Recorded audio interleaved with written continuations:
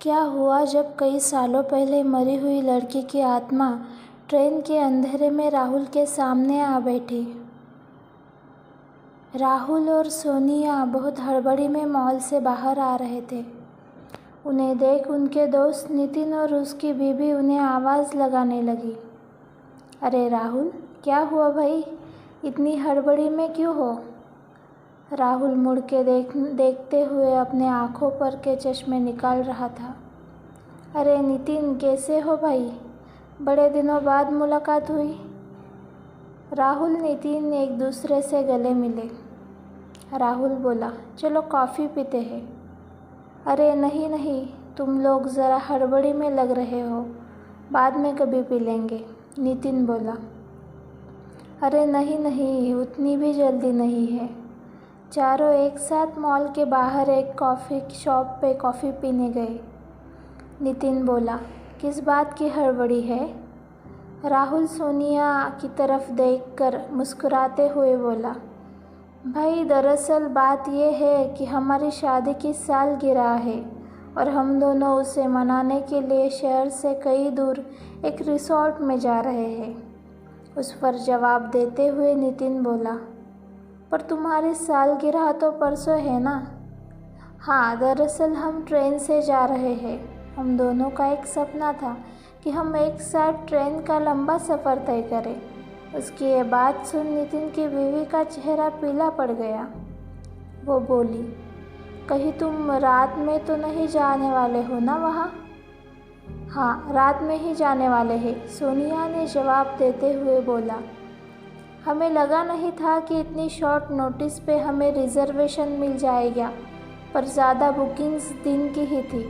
घबराते हुए नितिन की बीवी बोली, वो तो होंगी ही ना। तीनों एक साथ नितिन की बीवी की तरफ देख रहे थे। वो कुछ घबराई हुई लग रही थी। उसने कहा, उस ट्रेन से रात को ज़्यादातर लोग सफ़र नहीं करते। ऐसा क्यों? सोनिया ने पूछा। उस पर जवाब देते हुए वो बोली, लोगों का ऐसा मानना है कि कई सालों पहले उस ट्रेन से एक पति पत्नी सफ़र कर रहे थे और उस लड़के ने चलती ट्रेन में से उसकी वाइफ को नीचे फेंक दिया था, जिसके चलते उसकी मौत हो गई थी। और इसी का बदला लेने के लिए इस लड़की की आत्मा आज भी उस ट्रेन में आती है और जैसे ही किसी नौजवान जोड़े को साथ देखती है तो उसे उस लड़के में अपना पति नज़र आता है और वो उसे ट्रेन से नीचे फेंक देती है। ओह कम ऑन सीमा, ऐसा कुछ नहीं होता, ये सब अफवाहें होती है, अपने बीबी को काटते हुए नितिन ने बोला। नहीं नहीं, ये सच्ची घटना है, ऐसी न्यूज़ भी आई थी। क्या उस न्यूज़ में ट्रेन के किसी और ने कुछ कहा था? सिर्फ वो लड़की ऐसा बोल रही थी जो कि अपने पति के ट्रेन से बाहर गिरने के बाद सदमे में जा चुकी थी। सीमा राहुल और सोनिया की ओर देखते हुए बोली, पर अगर आप इस बात में थोड़ी भी सच्चाई है तो रिस्क क्यों लेना? राहुल हंसते हुए बोला। सीमा, बस आज के लिए इतना जोक ठीक है, बाकी आने के बाद सुन लेंगे। इतना कहकर राहुल के साथ सब हंसने लगे। सीमा ज़रा टेंशन में ही थी। ट्रेन पकड़ने के लिए देर न हो जाए, इस वजह से वो लोग वहाँ से निकल पड़े। घर जाकर सामान समेटकर तुरंत रेलवे स्टेशन के लिए निकल पड़े। कुछ मिनटों के इंतज़ार के बाद ही ट्रेन आ गई और दोनों उसमें बैठ गए।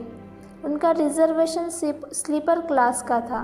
ट्रेन का डिब्बा लगभग खाली ही था। शुरुआत के 2-4 बर्थ, बीच के 2-4 और लास्ट के 2-4 बर्थ, इतने ही लोग थे। कुछ ही मिनटों में ट्रेन निकल पड़ी। दोनों आमने सामने सीट पर बैठे खिड़की के बाहर देखकर गाने सुन रहे थे। कुछ ही देर बाद उन्हें बोर होने लगा। फिर उन्होंने मूवी देखने का सोचा। दोनों अपने कानों में हेडफोन लगाए लैपटॉप में मूवी देखने लगे। मूवी बहुत अच्छी थी, इसलिए वो उसमें इतना व्यस्त हो गए कि 2.5 घंटे कब बीत गए उन्हें पता ही नहीं चला। जैसे ही मूवी ख़त्म हुई उन्होंने सामने देखा तो एकदम चौंक गए। सामने सोनिया की उम्र की लड़की बैठी हुई थी और वो एकटक उन्हें ही देख रही थी। वो कब आई, कब से यहाँ बैठी है, उन दोनों को कुछ पता नहीं था। वो उनकी ही तरफ देख रही थी। एक बहुत ही सुंदर ड्रेस में खुले हुए बाल जो कि खिड़की से आती हवा से उड़ रहे थे, कुछ इस तरह थी वो। उसे यूँ अचानक देखकर डर के मारे सोनिया के हाथ से हेडफोन नीचे गिर गए और वो जैसे ही नीचे झुककर वो हेडफोन लेने लगी तो अचानक उसकी नज़र उस लड़की के पैरों पर पड़ी। उसके पैर ही नहीं थे। उसे एकदम याद आ गया कि सीमा ने कहा था कि जब उस लड़की को उसके पति ने ट्रेन के नीचे धक्का दिया था तो वो ट्रेन के पास ही गिरने की वजह से उसके पैरों पर से ट्रेन गई थी। वो घबराते हुए ऊपर बैठी। वो लड़की राहुल को ही देखे जा रही थी। अब सोनिया डर गई। उसे क्या करूं कुछ समझ नहीं आ रहा था। आसपास में भी दूसरा कोई दिखाई नहीं दे रहा था और कुछ बर्थ छोड़कर लोग थे, पर वो राहुल को अकेला छोड़ कहीं जाना भी नहीं चाहती थी। खिड़की से बाहर घना काला अंधेरा था। सोनिया को अब तक तो चीज़ें डरावनी नहीं लग रही थी, पर उस लड़की के पैर देखने के बाद अब उसे हर चीज़ डरावनी लग रही थी। इन सब से अनजान राहुल अपनी लैपटॉप को बंद कर बैग में रखने में व्यस्त था। सोनिया ने झट से फिर से हेडफोन नीचे गिराए और राहुल पे चिल्लाने लगी, भैया ये क्या कर रहे हो? फिर से हेडफोन गिरा दिए। तुम्हें पता है ना कि ये तुम्हारे जीजू के पसंदीदा हेडफोन है। राहुल को सोनिया की बात कुछ पल्ले नहीं पड़ी, पर सोनिया के चिल्लाने पर वो नीचे झुककर हेडफोन उठाने लगा। वहाँ सोनिया की इन बातों को सुन उस लड़की का ध्यान राहुल से हटकर सोनिया की तरफ आ गया और उतने में ही राहुल की नज़र उस लड़की के पैरों पर पड़ी। उन्हें देख राहुल दंग रह गया। अब उसे समझ आया था कि सोनिया ऐसा क्यों बोल रही है। वो झट से ऊपर आकर सोनिया की तरफ देखने लगा। सोनिया ज़बरदस्ती की स्माइल करते हुए राहुल को बोली, थैंक यू भैया, सॉरी तुमको डांट दिया, पर तुम्हें पता है कि ये तुम्हारे जीजू के पसंदीदा है। हाँ हाँ ठीक है, घबराहट में ही राहुल बोला। उन दोनों की इस बातचीत के ख़त्म होते ही वो लोग आगे देखने लगे तो सामने कोई भी नहीं था। वो दोनों अब और घबरा गए। उन्हें लग तो रहा था कि खतरा टल चुका है, पर न जाने क्यों उन्हें उसकी आहट अभी भी आसपास ही महसूस हो रही थी।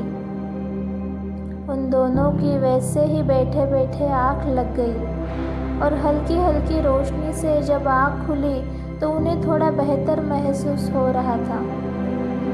कुछ ही देर में उनका स्टेशन आ गया और वो उतर गए। होटल पहुंच के राहुल ने सोनिया से पूछा, तुम्हें कैसे पता कि अगर तुम मुझे भैया बोलोगी तो वो चली जाएगी? सोनिया बोली, पता तो कुछ नहीं था, पर उस समय मुझे सीमा की बातें याद आ रही थी कि वो लड़की सिर्फ जवान जोड़ों पर ही हमला करती है। उन दोनों ने राहत भरी सांस ली और वापस आते समय वो फ्लाइट से आए।